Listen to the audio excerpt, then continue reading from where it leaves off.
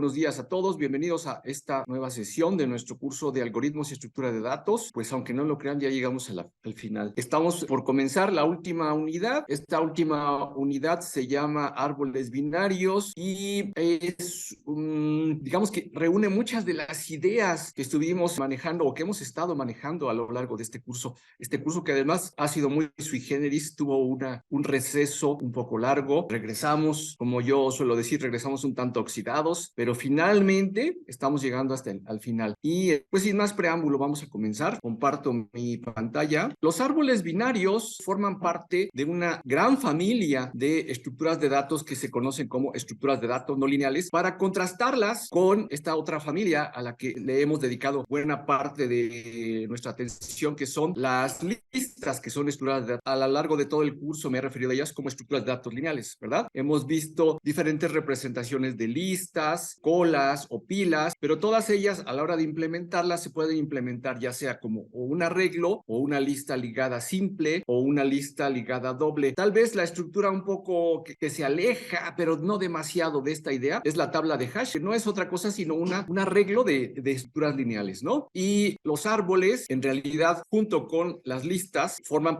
a su vez parte de una familia más grande que se conoce, que se pueden modelar o describir mediante un formalismo matemático que se conoce como los grafos. Y aquí les presento algunos tipos de grafos. Un grafo es una colección de vértices. Los vértices son estos círculos rojos, algunos de los cuales por parejas están conectados mediante aristas. ¿A qué les recuerda esta estructura de datos? Pues al de una lista, ¿no? Entonces, yo les decía, recuerden que en realidad tanto listas como árboles forman parte de una familia más grande. Eso es un grafo. Miren este.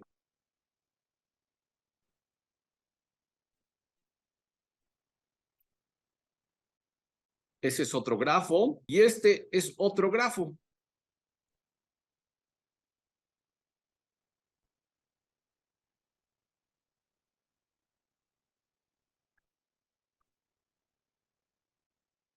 En general, los grafos son ya lo decía yo, un modelo o un formalismo matemático que nos sirve para describir o para expresar esta idea de que tenemos un sistema cuyos componentes están conectados. Por ejemplo, más adelante, ustedes en su clase de redes y computadoras, pues van a ver que los grafos sirven para modelar redes de datos, donde este es un nodo, también se conoce como nodo, y este nodo puede intercambiar datos con este otro nodo, con este otro nodo y con este otro nodo. Y un problema muy interesante que los va a ocupar cuando ustedes vean ese curso es cómo encontramos el camino, cómo construimos una ruta a partir de criterios de optimización o criterios de eficiencia, la mejor ruta, por ejemplo, entre este nodo y este nodo. La Internet, por ejemplo, se modela utilizando esta clase de formalismos. ¿En dónde más se utilizan las teorías de grafos? Bueno, pues se utiliza también para modelar situaciones de epidemias. Entonces, imagínense que esta es una ciudad y en esta ciudad hay un señor o señora que se enferma y por otro lado tiene contacto con un señor o señora o señore que va a viajar para acá o que va a viajar para acá y hay otro que va a viajar para acá, ¿no? Y entonces estamos viendo cómo se puede diseminar una enfermedad, ¿no? Son muchas las aplicaciones y muy modernas además de la teoría de grafos, pero a nosotros lo que nos va a ocupar es pensar en los grafos como estructuras de almacenamiento. De hecho, en la licenciatura en computación, que también ofrecemos aquí en la UAM Iztapalapa, hay dos materias que se llaman APALO, que significa algoritmos y patrones de almacenamiento lineales orientados a objetos. Dicho de otra forma, es un rollazo que se aventaron para decir estructuras lineales de almacenamiento y los algoritmos que funcionan sobre ello. Creo que salió más largo. Y luego hay otra materia que se llama APANLO, que significa algoritmos y patrones de almacenamiento no lineales orientados a objetos. Y entonces en la APANLO se dedican a estudiar todo menos listas. Entonces nosotros vamos a llevar una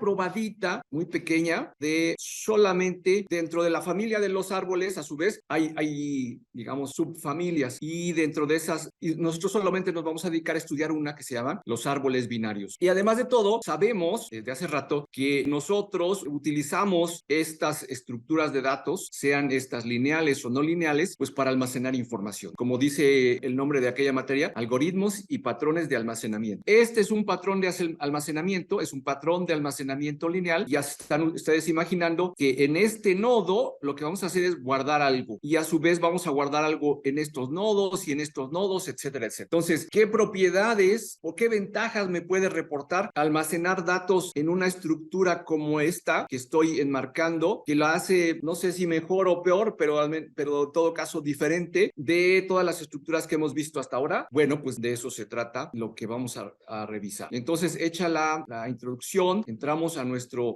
Moodle. Por cierto, me voy a saltar esta parte.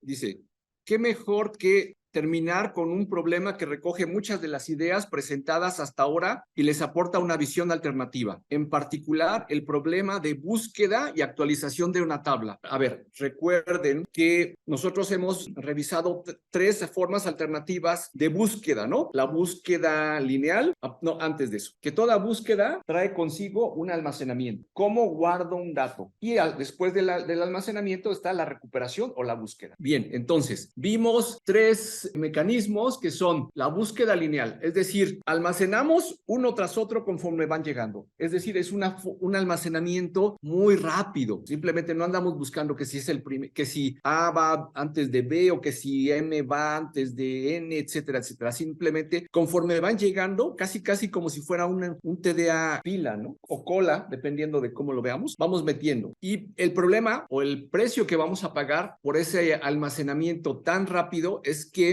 en el peor de los casos vamos a tener que buscar a lo largo de toda nuestra lista, de todo nuestro TDA, hasta dar con el dato que estamos buscando cuando se invoque la operación de almacenamiento. Luego viene el caso de la búsqueda binaria. La búsqueda binaria que dijimos que es muy, muy rápida, es tan rápida como logaritmo en base 2 de n, donde n es el tamaño de la tabla en la que buscamos, pero el precio es que las cosas las vamos a guardar de manera ordenada. O sea, llega alguien con una llave M y entonces decimos, a ver, M va después de la M, el L antes de la N, etcétera, etcétera. Aquí lo guardamos. Entonces, eso nos implica un esfuerzo de ordenamiento, un esfuerzo de inserción cuidada de los elementos de la tabla. Pero a cambio, la recuperación será muy rápida. Y luego vimos la tabla de hash, que es, digamos, la estructura más compleja que hemos visto hasta hoy. Yo creo que el árbol no tiene la complejidad siquiera de la tabla de hash, ya lo van a ver. El árbol es como a la mitad de camino entre la lista y una tabla de hash. Y la tabla de hash pues también tiene sus detalles, porque antes de guardar tenemos que calcular en cuál de las tantas listas nos toca y luego decir si esa lista está administrada como por orden lineal o por orden binario. Si es por orden lineal, pues simplemente la metemos al final de la lista que le toca. Y si es por orden binario, entonces primero para insertar o para buscar tenemos que encontrar exactamente la posición que le toca del almacenamiento que tenemos ahí. A eso se refiere el problema de búsqueda y actualización. Dice, hasta ahora hemos enfrentado la alternativa entre una búsqueda rápida o una actualización flexible de datos. ¿Será posible tener una estructura de almacenamiento que al mismo tiempo nos ofrezca una búsqueda rápida y una actualización flexible? Y bueno, la respuesta es sí. La respuesta son los árboles binarios y como moraleja de esta unidad queremos decir que la estructura importa. O sea, no todo en la vida son listas, también hay otros tipos de estructuras y las estructuras, por supuesto que sí, dicen mucho de cómo vamos a organizar el trabajo. Y dice, yo les estoy contando que mucho de lo que vamos a ver en esta unidad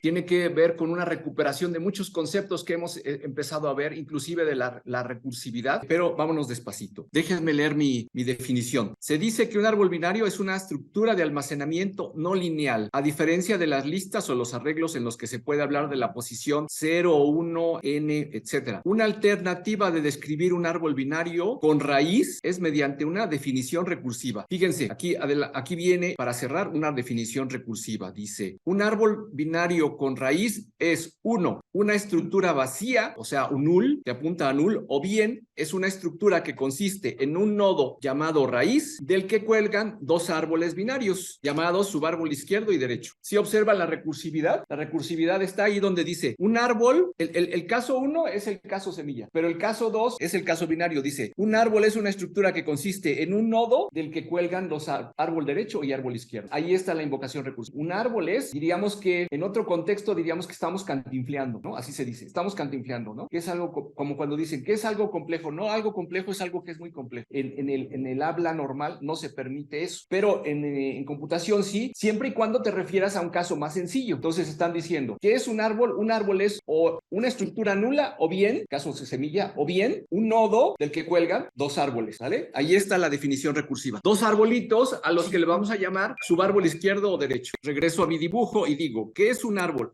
Un árbol es, fíjense bien, un nodo al que le vamos a llamar raíz, un nodo al que le vamos a llamar raíz, del que cuelgan dos subárboles. Esta es la R de raíz. Dos subárboles a los que le vamos a llamar izquierdo y derecho.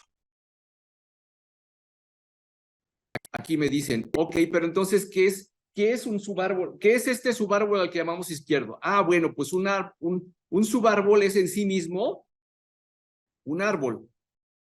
Y un árbol, por definición, es un nodo al que llamamos raíz, del que cuelgan dos subárboles llamados izquierdo y derecho. Entonces nos enfocamos acá. ¿Qué es un árbol? Pues un árbol es un nodo al que llamamos raíz, del que cuelgan dos subárboles llamados izquierdo y derecho. Pero en este caso, ¿qué árboles cuelgan de este nodo? Miren, que estoy rellenando. ¿Qué árboles cuelgan o qué definición aplica en este último caso? En este último caso, dicen, oye, pero si de ahí no cuelga nada. Bueno, sí, pero entonces aplicamos el caso raíz y el caso raíz me dice que es una estructura vacía. Ok, entonces ya empezaste con tus asuntos estos, ¿no? O sea, de aquí tenemos esto, miren. ¿Qué es esto?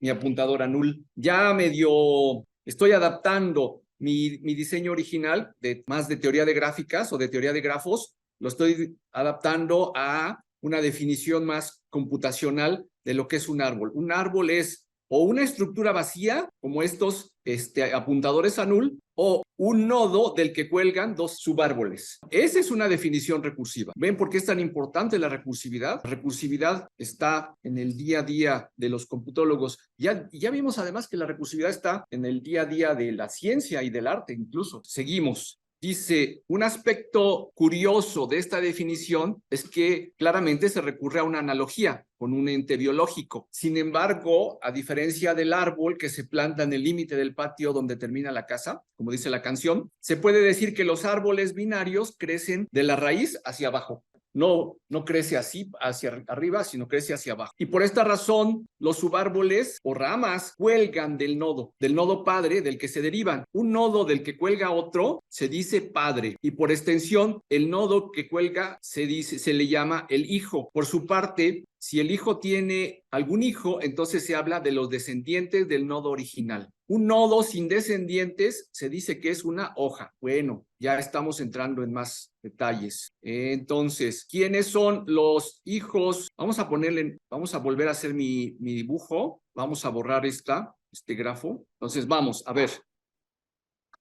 Este nodo se va a llamar la raíz.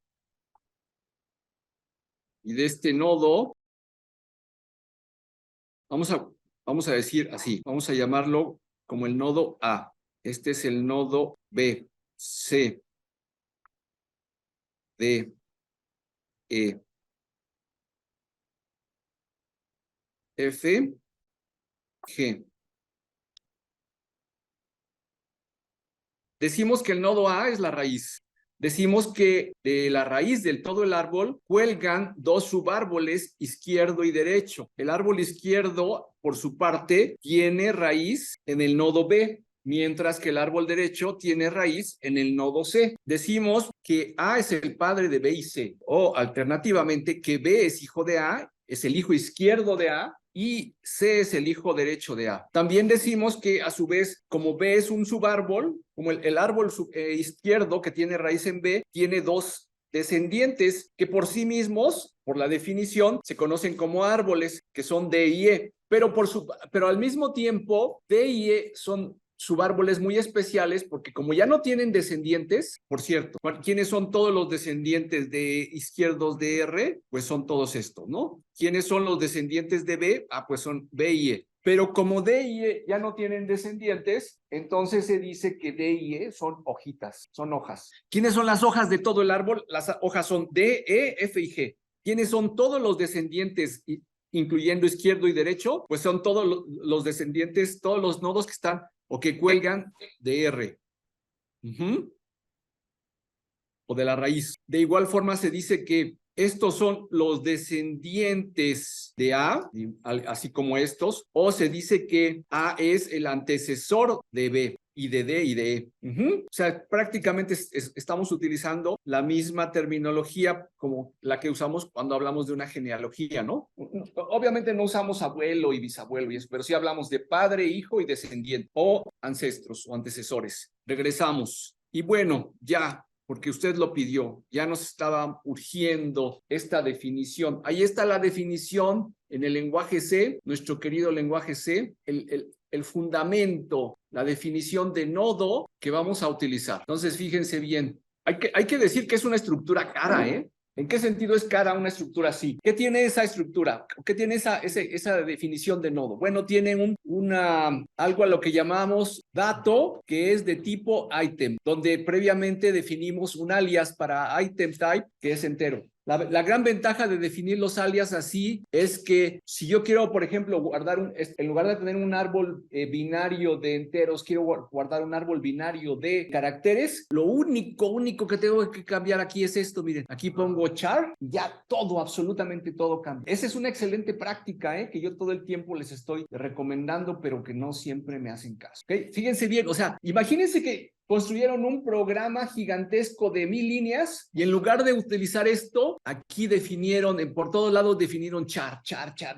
Y de repente les dicen, ahora quiero que tu programa maneje entero. Y entonces tienen que cambiar todo y si se les pasa uno, su programa truena. En cambio, este es uno de los grandes trucos. Había antes un librito que también escribieron los autores del lenguaje C, que son Kernighan y Ritchie, que se llamaba El estilo de la programación. Y entonces no era un libro sobre introducción al C, sino era un libro sobre las buenas prácticas de la programación. Y entre otras cosas, se destacaba esto, ¿no? Siempre define alias de tus datos para que luego, si tienes que cambiar algo, nada más lo cambias hasta arriba y listo. Entonces definimos el alias item type, que para nuestro caso entonces resulta que el nodo tiene un dato que es de tipo item type y tiene 3 apuntadores. O sea, esto. ¿Dónde lo vamos a dibujar? Lo vamos a dibujar acá.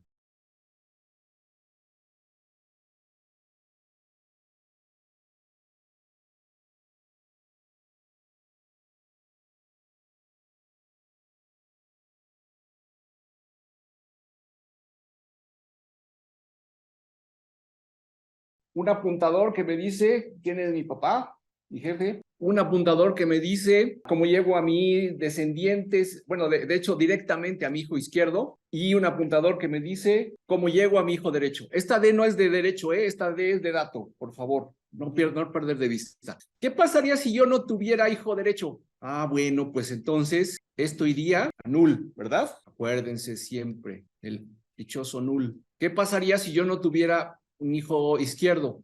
Ah, bueno, pues esto iría a null. Entonces, ¿por qué les digo yo que esta es una estructura? O sea, es muy potente. Ya vamos a ver que es muy potente. Pero una de las grandes moralejas, yo creo que de toda la ingeniería es que esta va a ser una estructura. Vamos a construir un patrón de almacenamiento muy eficiente tanto para el almacenamiento, o sea, para la inserción como para la búsqueda. Pero hay una tercera dimensión en la que hay que evaluar esta solución y es el costo. ¿Y por qué? ¿Y cómo evalúo el costo acá? Bueno, pues me refiero a que voy a utilizar mucha memoria. Para construir un solo nodito, voy a utilizar no sé cuántos bytes para almacenar mi dato. Pero aparte, yo utilizo aproximadamente entre 4 y 16 bytes, dependiendo de la implementación de mi compilador, para guardar cada uno de estos apuntadores. Para guardar solamente un dato, yo voy a tener que usar entre 4 por 3, 12. ¿Cuánto es 16 por 3? 48 bytes, nada más de puros apuntadores. 16 o incluso más, 64. ¿Cuánto es 64 por 3? 3 por 6, arriba de 120, como 132 bytes, ¿no? 6 por 3, 180,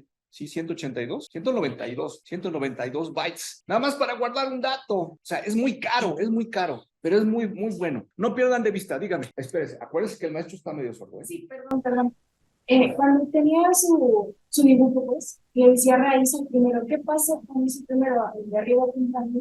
Entonces, si este es el la raíz de todo, vamos a tener algo así, miren. Vamos a tener un apuntador del exterior que se llame R. Ahora, R apunta, puede ser tener un descendiente izquierdo, un descendiente derecho, pero R, pues no, por este lado, no tiene papá. Es como Adán, primer hombre de la tierra. Entonces, en este caso, caso particular, si fuera la raíz, entonces tendríamos que apuntar a null. Pues ahí estoy dejando entrever todas las opciones, ya sea que apunte a algún otro nodo o que apunte a null. Y como bien señala, bien pregunta la compañera Leslie, la raíz tiene un papá, pues la raíz no tiene un papá. Entonces, ese apuntador apunta a null. Tal vez para ejemplificar un caso más completo, imaginen esto.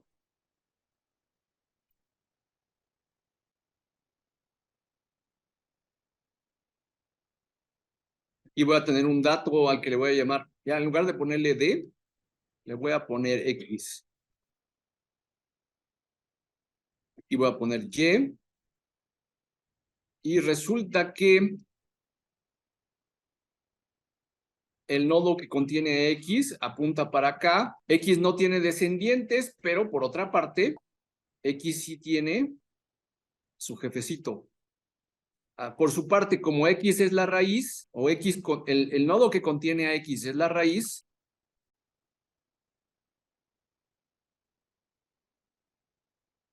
así. Sin embargo, por otro lado, tenemos que tener un apuntador que viene desde el exterior y que se llama raíz y que nos dice por dónde comienza el árbol. Bueno, ¿seguimos o dudas? Bueno, ok. Más adelante voy a simplificar un poco mi diagramita y en lugar de dibujar todo esto, simplemente voy a dibujar un nodo circular del que salen 3 ligas. Híjole, qué feo apuntado. Ahí está.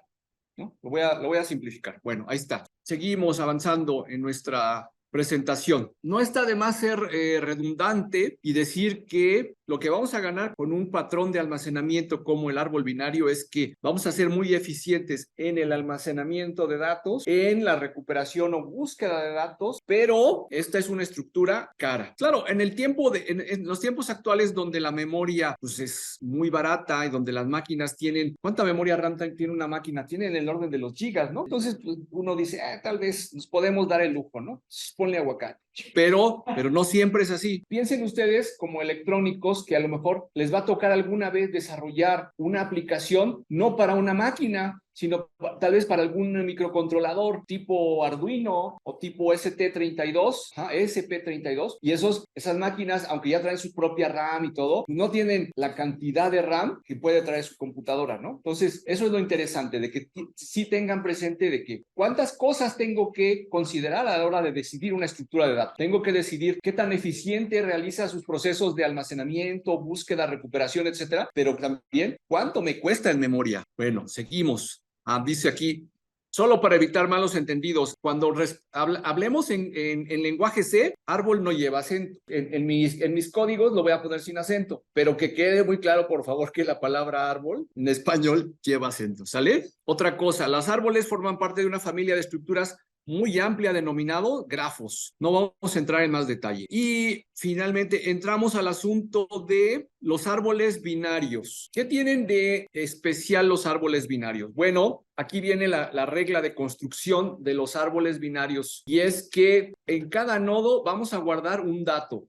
Sobre los datos que se almacenan, sobre el conjunto de los datos que se almacenan en un árbol, existe una relación de orden, una relación binaria de orden. Ya les he dicho hasta el cansancio qué es eso. A ver, ayúdenme por favor. ¿Qué es una relación binaria de orden? ¿Qué es una relación binaria de orden? A ver, por Dios, ¿qué es una relación binaria de orden? Pónganme un ejemplo. Ahí dice, véanlo. Por Dios, no saben leer. Esa es una. Menor que es una relación binaria de orden. Mayor que es una relación binaria de orden. Lexicográfico, no, creo que no, esa no es una de orden. El orden lexicográfico antes de B, antes de C, es una relación binaria de orden. Una relación, podemos decir, una ordenación de un conjunto a partir de un criterio. Sí, sí, pero en concreto nos referimos a la menor que o a la mayor que o al orden lexicográfico. Todas esas son relaciones binarias de orden. Primer supuesto de trabajo. Sobre el conjunto de datos que vamos a almacenar en un árbol binario, opera una relación binaria de orden. Dicho de otra forma, se pueden ordenar. Siguiente.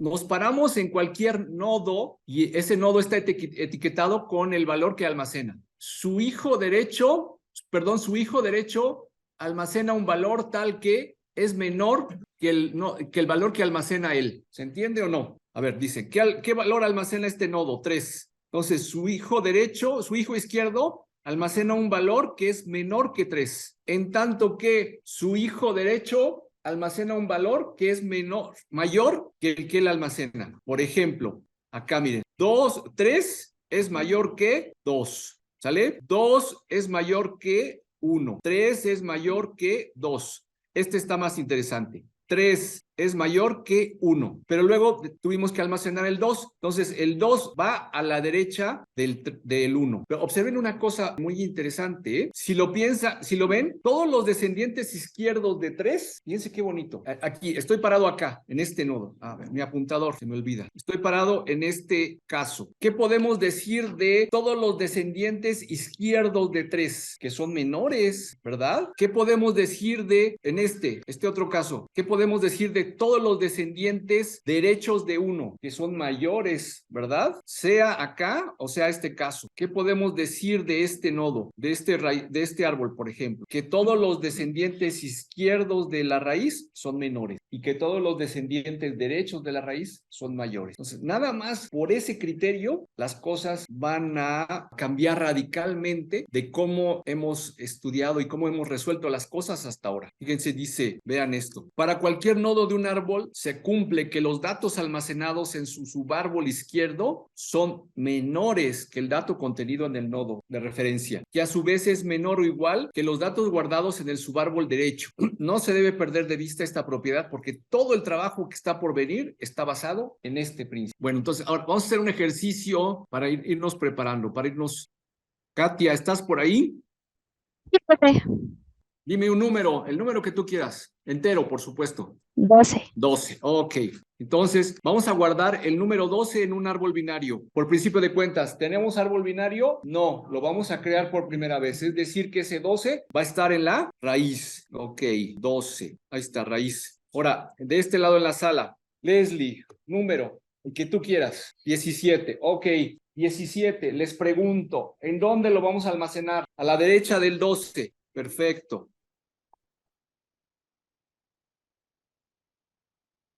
12, decimos entonces que 12 es padre de 17 o que el nodo que contiene a 17 es hijo de 12, del nodo que contiene 12. Ok, ahora, de aquel lado, Oscar, ¿estás por ahí? Oscar o Rodrigo. 14. 14, muy bien. Aquí la pregunta es, ¿dónde guardamos al 14? Por aquí alguien nos propone que de este lado, ¿qué opinan? ¿14 es mayor o menor que 12? Mayor, entonces, ¿de qué lado debe de ir? Del lado derecho. Entonces, ahora nos preguntamos, ¿14 es mayor o menor que 17? Menor, ok. Entonces, 14 lo vamos a guardar por acá. Miren, para no poner dos flechas que luego me salen re feas, ponemos esto, ¿no? Esta que indica que hay una en cada sentido. Ok, ahora le toca a alguien en la sala. Luis, dígame un número. 15. 15. Ah, muy interesante. Ahora usted mismo dígame, ¿a dónde lo voy a guardar? Del lado derecho del 17, ¿no? Vamos, perdón. Primero, espera, vamos bajando. Vamos bajando. a la- 12 del lado derecho. 12 del lado derecho. Ok, nos paramos en 17. Listo. Ahora, del 17, ¿a dónde vamos a guardar el 15? No, sí se puede, pero la pregunta es, ¿15 es menor o mayor que 17? Es menor. Entonces, ¿de qué lado del 17 debe ir? Del lado izquierdo. Ok, y ahora nos paramos en el 14 y nos preguntamos, ¿15 es mayor o menor que 14? Ah, ok. Entonces,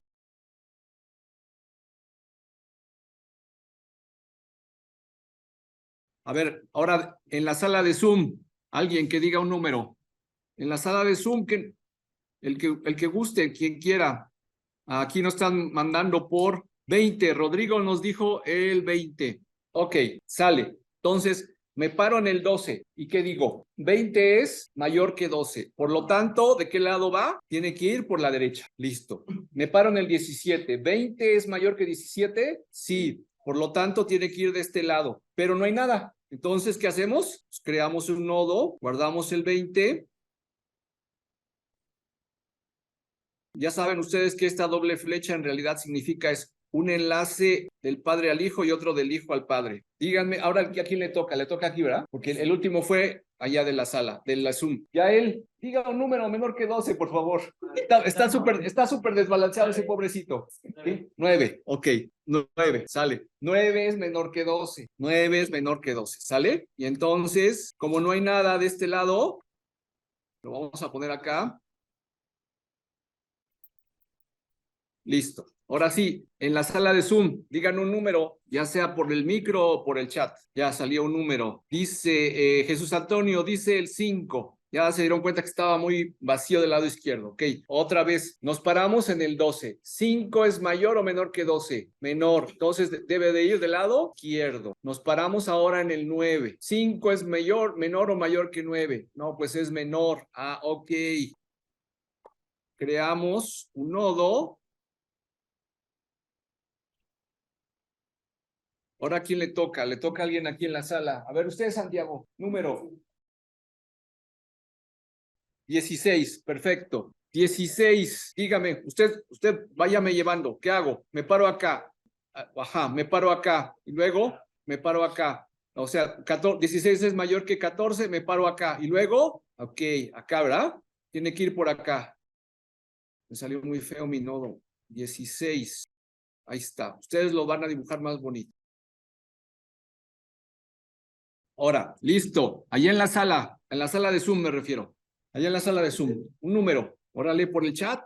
Aquí ya está, listo. Por el chat dice Katia Mezquita, el 11. Bueno, Katia, pues tú, a ver, si tienes micro, dime por dónde. Iría de la raíz 12 a la izquierda, a 9, Ajá, y es mayor entonces a la derecha. ok. Entonces voy a terminar acá. Listo, gracias. Uno más, un último más. ¿Sale? A ver, Santiago, no, Antonio, un número más, el que tú quieras. El 10, muy bien. Comienzo por acá, Antonio. 10 es menor que 12. ¿Qué hago? Me voy a la izquierda. Habla un poquito más fuerte porque acuérdate que el maestro está sordo. Ok, acá. Me paro acá. ¿Qué hago con el 10? 10 es mayor que 9, por lo tanto, voy a la derecha. Me paro acá. ¿Qué hago? 10 menor que 10. Eso es verdad. ¿Sí? Me voy a la derecha. Ah, ¿cómo? ¿Tú dices que guarde el 10 por acá? A ver qué. No, Ahí, exacto.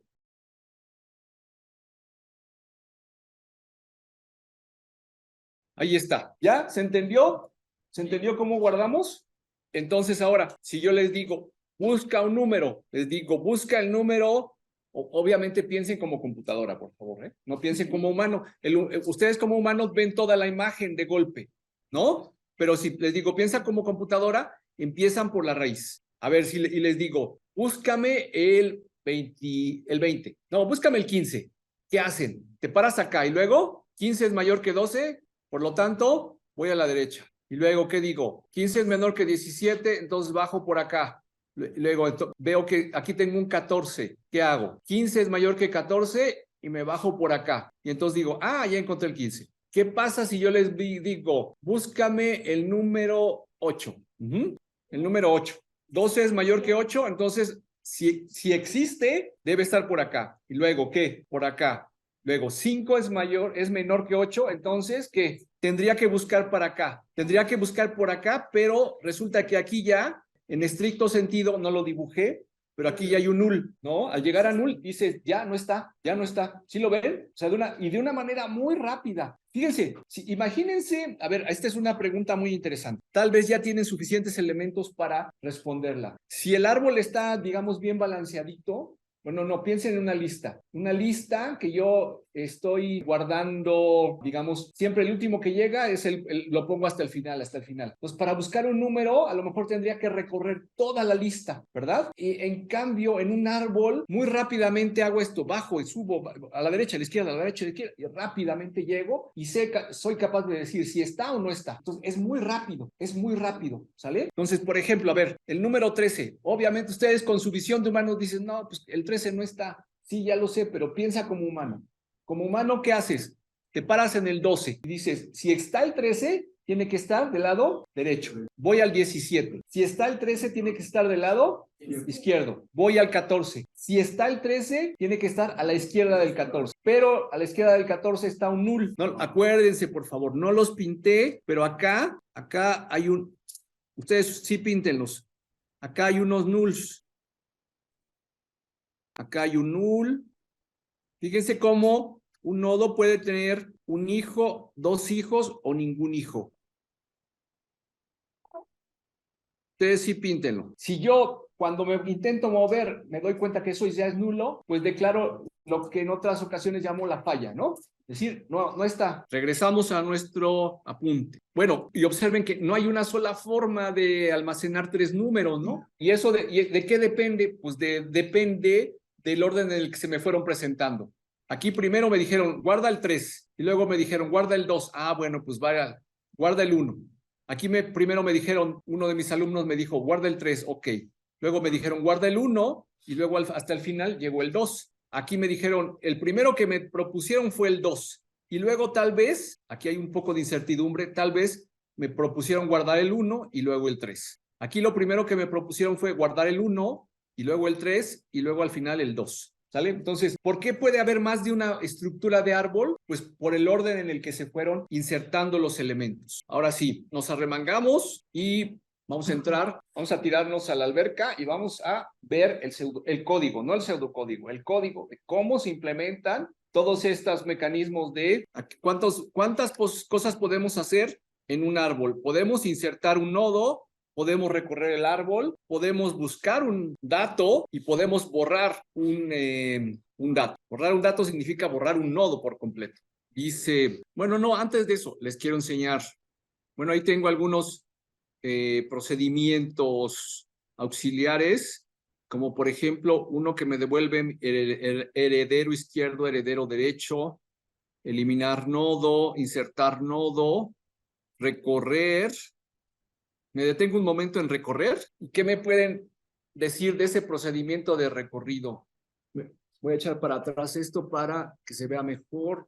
Aquí tengo exacto. Aquí me están diciendo que es recursivo. Es un procedimiento de visita. Bueno, ya déjenlo. Gracias. Se lo agradezco mucho, Joel. ¿Qué hace este procedimiento de visita? Dice, si lo que me estás pasando es distinto de null, entonces va y explora a todo tu subárbol izquierdo. Una vez que hayas terminado de explorarlo, imprime el dato contenido en el nodo desde el que está iniciando esta invocación y luego explora tu subárbol derecho. O sea, vamos a utilizar recursividad hasta el cansancio para explicar árboles.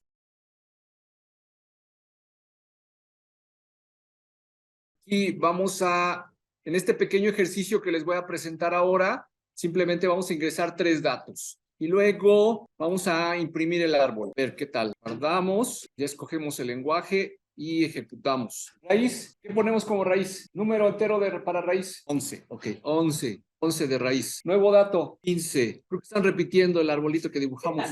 2, ok, 2. Entonces dice, el árbol final, no me lo dibuja bonito, ¿eh? El árbol final es 2, luego 11 y 15. Y dice que luego de eliminar el árbol, es que además de todo, esperen un momento, en este árbol lo que estamos haciendo es otro principio muy interesante que se llama el rebalanceo. Siempre vamos a procurar que en un árbol balanceado, la diferencia, hablamos de que en un árbol hablamos de la altura, eso es muy importante, qué bueno que hicimos este ejercicio. Mire, la altura de un árbol se define como, decimos que la raíz está a una altura 0, los hijos están a una altura 1. Los hijos de los hijos están a una altura 2. Si todavía hay más descendientes, pues estos están a una altura 3, los que siguen, y luego están a una altura 4. Pero también se habla en un árbol binario se dice que el subárbol derecho tiene por sí mismo una altura y el subárbol izquierdo tiene una altura. ¿Cuál es la altura del subárbol izquierdo? Derecho.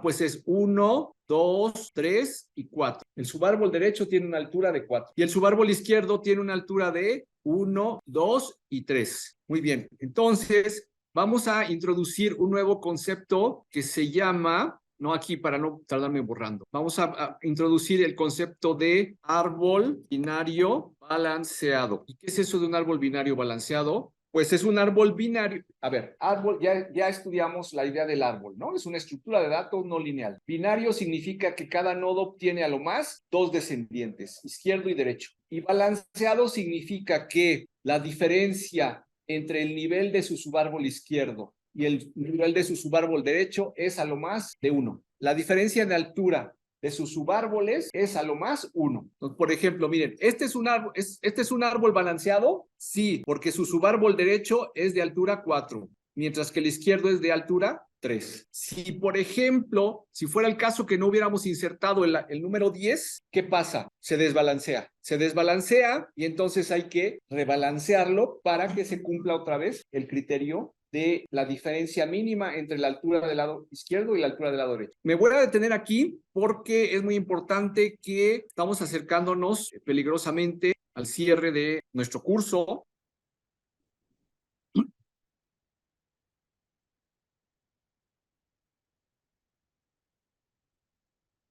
Ok, ahora sí.